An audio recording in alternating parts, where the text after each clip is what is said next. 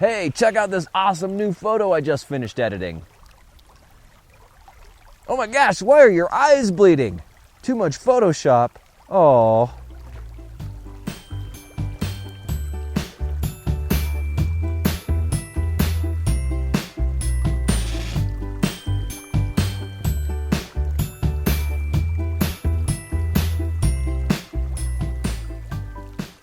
Greetings, pixel pushers, and welcome to Pro Photo Tips. My name is Josh Cripps, and you can find me on Instagram and Facebook at Joshua Cripps Photography.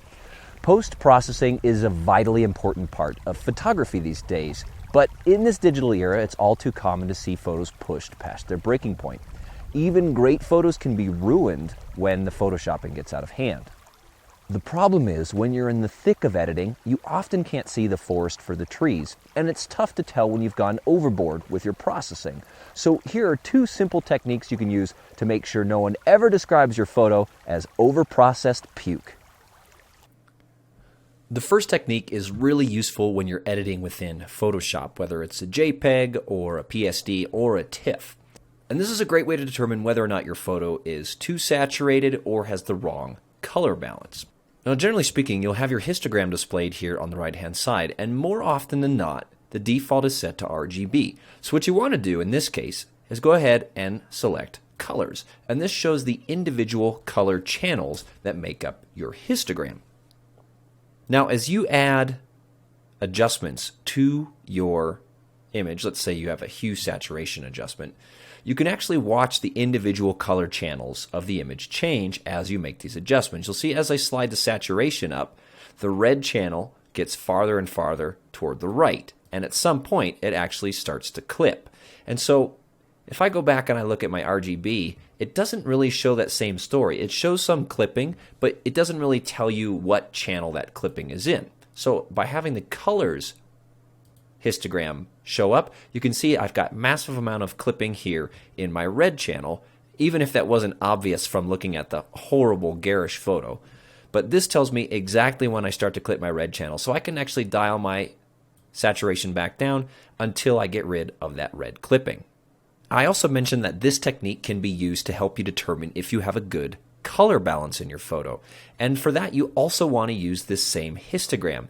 If you see any of your color channels either clipping on the highlight side or clipping on the shadow side, it means you probably don't have a great color scheme for your image. Now, of course, I'm never going to tell you you shouldn't make it the colors that you want to make it, but this is a way you can tell if maybe you've got a little bit too much red or a little bit too much blue or something like that. Here again, you can see we've got this big red spike all the way up here on the right. That means the tones in our red channel are really dominant, really saturated, and there's a lot of them. So if we come up here and we add a color balance adjustment, if we want to get rid of some of those warm tones, well, we can add some cyan and we can add some blue. And you'll see the height and total size of that red channel on our histogram shrunk dramatically, and as a consequence, we actually have a much more pleasing overall color balance. Let me show you the before and the after so you can see what effect that had. So this is without that color adjustment, and this is with that color adjustment. You can see there was kind of an overall warmish tint to the whole image that we took out simply by watching where that red channel was on the histogram and making some adjustments to match. Now for the next technique, I'm going to show you how you can make sure you have the right amount of any adjustment, whether it's saturation, clarity, contrast, dehazing, or all of the above. Now for this one, I've jumped over to Lightroom just because it gives me a lot of adjustments that I can make on the fly, but really this technique can be applied at any point in your workflow to make sure you've applied the right amount of any particular adjustment. And I really like this one because it's totally empirical. It doesn't rely on the histogram at all. It just relies on your own good taste or lack thereof.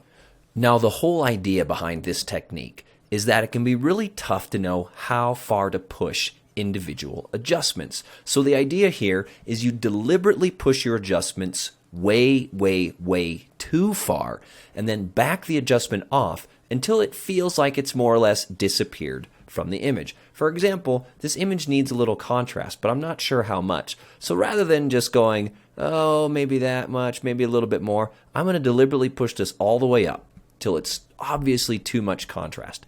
And then looking just at the image itself, not looking at the slider, I'm going to pull that contrast back to the left until I feel like the adjustment has disappeared from the image.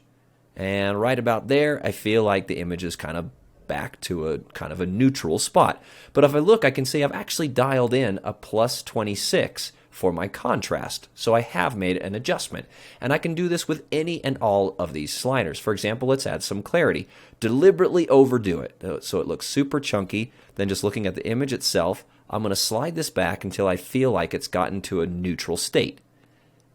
About there, and you can see, oh, I still dialed in a plus 17 for the clarity. What about vibrance and saturation? Vibrance all the way up, looks like Technicolor puke. Let's slide it down until I feel like the image is looking neutral.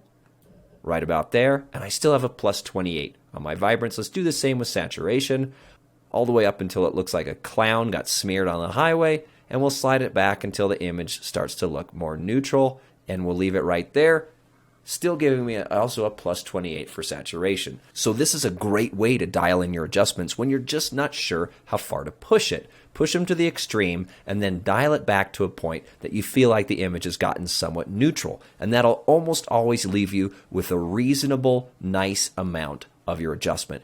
And if we bring up the before and the after, you can see that even though our adjustments seemed very reasonable and very minimal, we've actually added some nice punch to the image, given it some contrast and some saturation, but kept it at a very realistic, nice level.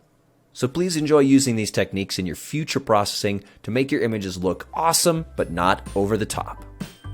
As always, thanks for watching. If you enjoyed this video, please share it with your buds and subscribe to the channel.